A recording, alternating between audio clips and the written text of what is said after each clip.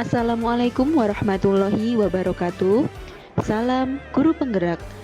Izinkan kami dari kelompok 3 kelas 7.160 BPGP Jawa Tengah calon guru penggerak angkatan 7 menyampaikan hasil diskusi kami dalam ruang kolaborasi 2.1 materi pembelajaran berdiferensiasi.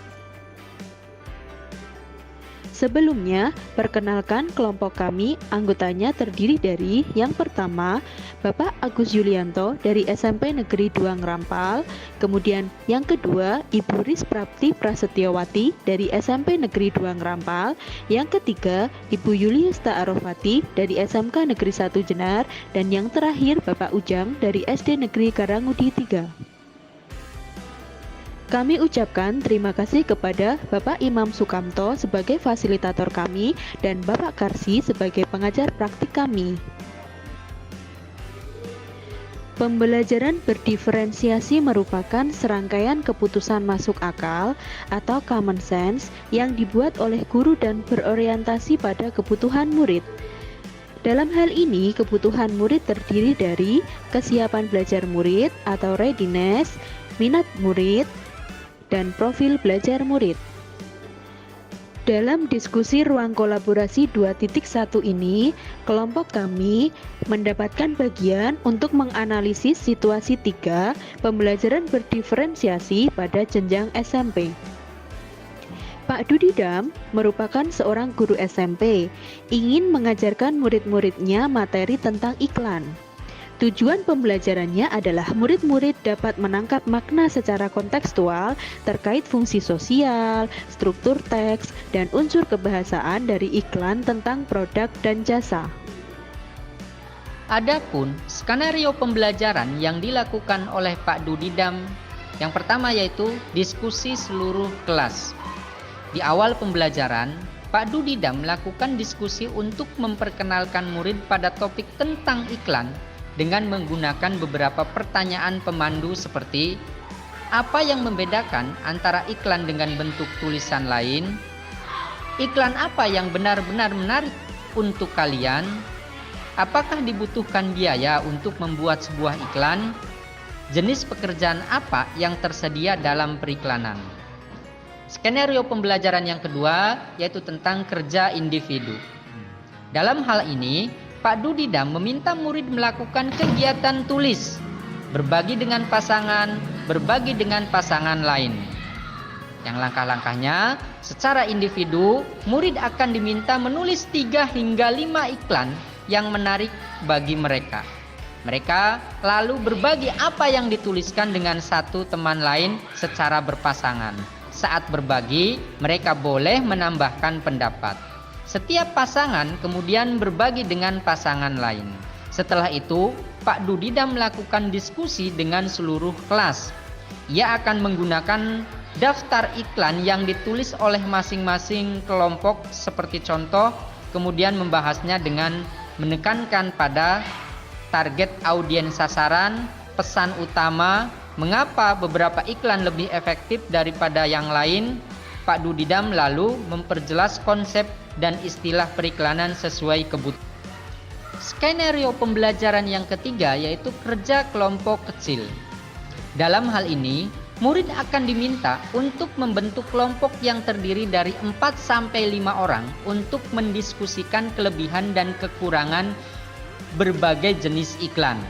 Setiap kelompok akan diberikan selembar kertas yang bekerja di meja mereka. Setiap lembar kertas grafik memiliki T-chart untuk menuliskan kelebihan dan kekurangan untuk jenis iklan tertentu, misalnya radio, TV, internet, cetak, dan juga billboard. Setiap kelompok akan melakukan brainstorming dan mencatat 2 kelebihan dan 2 kekurangan dari jenis iklan tertentu.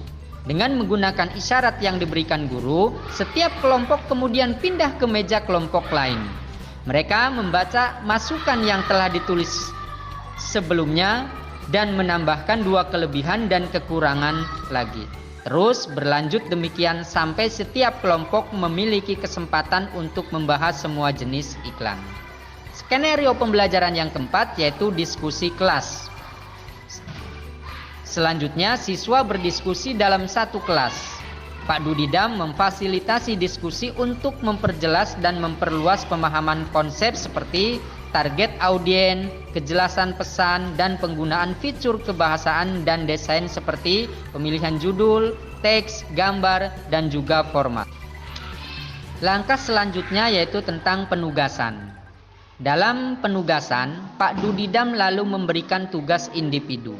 Ia membedakan penugasannya sesuai kemampuan murid. Tugas yang harus dikerjakan murid adalah membuat iklan yang secara efektif akan mempromosikan produk atau jasa atau acara sesuai dengan yang dijelaskan dalam skenario yang diberikan.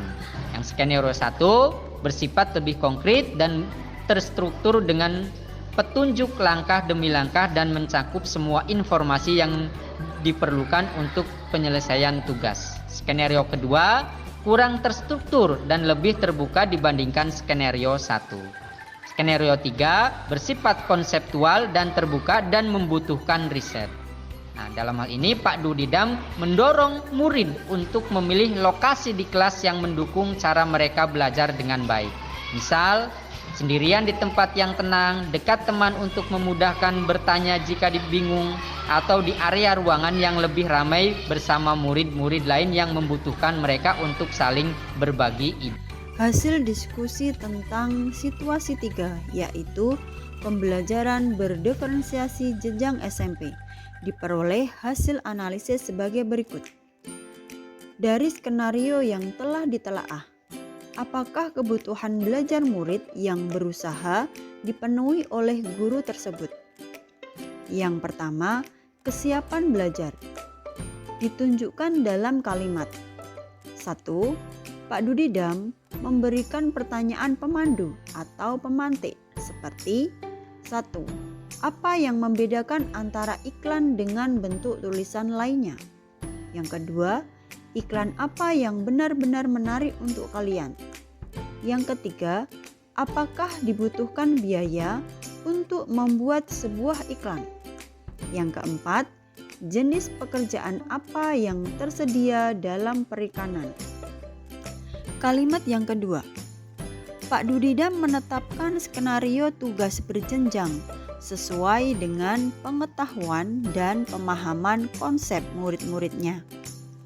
Kebutuhan yang kedua yaitu minat belajar. Dibuktikan dalam kalimat.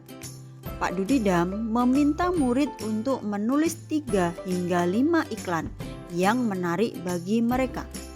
Selanjutnya, Pak Dudidam memberikan tugas individu dengan membedakan penugasannya sesuai kemampuan murid. Kebutuhan belajar yang ketiga yaitu profil diri. Ditunjukkan dalam kalimat, Pak Dudidam mendorong murid untuk memilih lokasi di kelas yang mendukung cara mereka belajar dengan baik. Misalnya, sendirian di tempat yang tenang. Dekat teman untuk memudahkan bertanya jika bingung. Atau di area ruangan yang lebih ramai bersama murid-murid lain yang memungkinkan mereka untuk saling berbagi ide. Hasil analisis yang kedua. Bagaimana cara guru tersebut menentukan kebutuhan belajar muridnya? Yang pertama, guru memahami tujuan pembelajaran yang akan disampaikan karena akan lebih mudah mengidentifikasi kebutuhan murid tentang seberapa besar pengetahuan dan keterampilan yang dicapai untuk merancang skenario pembelajaran. Hal itu ditunjukkan dalam kalimat. Pak Dudidam mengajarkan muridnya materi tentang iklan dan tujuan pembelajaran adalah dapat menangkap makna secara kontekstual terkait fungsi sosial, struktur teks, dan unsur kebahasaan dari iklan tentang produk dan jasa. Yang kedua, memberikan proses penilaian yang berupa penilaian diagnostik atau pertanyaan pemandu dan penilaian formatif berupa skenario tugas berjenjang sesuai dengan pengetahuan dan pemahaman konsep murid. Yang ketiga, membuat 3 skenario pembelajaran, yaitu diskusi kelas. kerja individu atau berpasangan atau kelompok kecil. Yang keempat, menetapkan skenario tugas berjenjang sesuai dengan pengetahuan dan pemahaman konsep murid. Yang kelima, membebaskan murid untuk memilih lokasi di kelas yang mendukung cara mereka belajar dengan baik. Hasil analisis yang ketiga, strategi pembelajaran berdiferensiasi apa yang digunakan? 1. Diferensiasi konten ditunjukkan dalam kalimat 1. Pak Dudidam menggunakan daftar iklan yang ditulis oleh masing-masing kelompok sebagai contoh. Kemudian membahasnya dengan menekankan pada target audiens sasaran. Pesan utama, mengapa beberapa iklan lebih efektif daripada yang lainnya. Yang kedua, Pak Dudidam lalu memperjelas konsep dan istilah periklanan sesuai kebutuhan.